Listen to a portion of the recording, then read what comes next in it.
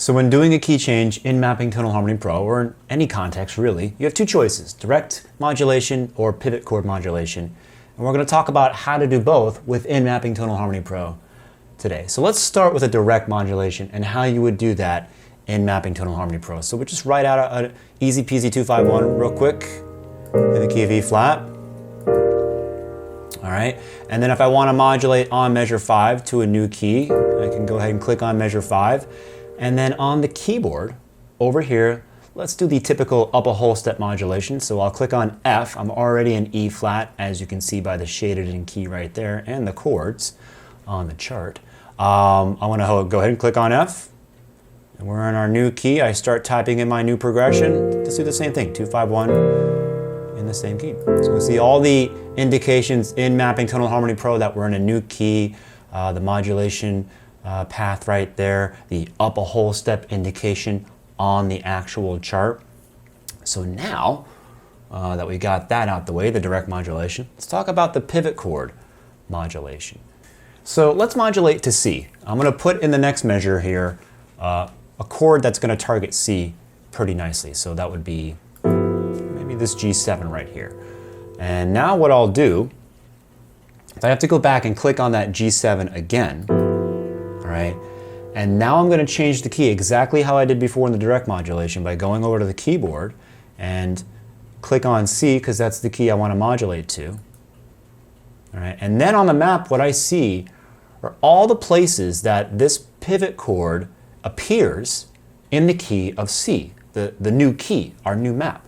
So I'm going to click on that, and boom, now we have that pivot chord modulation, and now I'm in the landscape of C, and you can see the modulation again superimposed on the map and in the chart, where this pivot chord functions as two things, the 5 of our previous key, but also the 5 of our new key.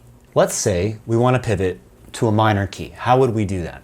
All right, so very similarly to if we pivot chord to a major key or use a pivot chord to a major key. Let's go ahead and put we'll even use the same chord. We'll put G7 right here.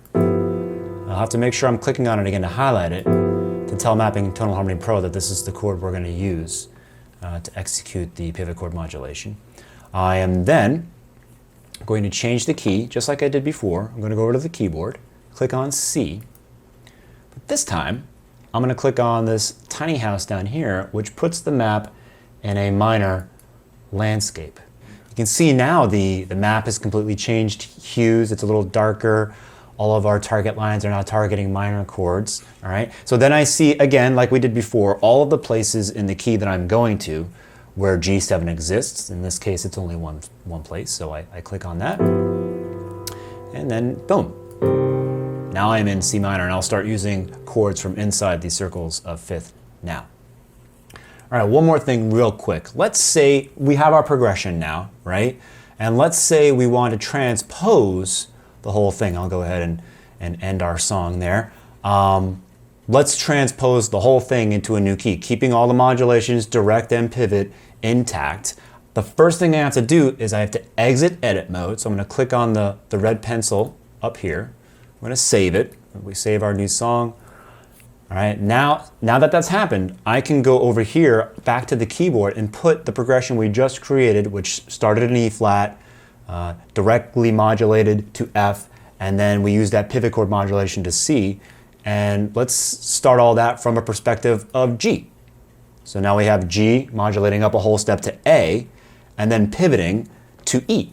And if I want to do it in another key, all I have to do is click on the keyboard over here. Boom, here it is in D flat with all of the transpositions or modulations intact.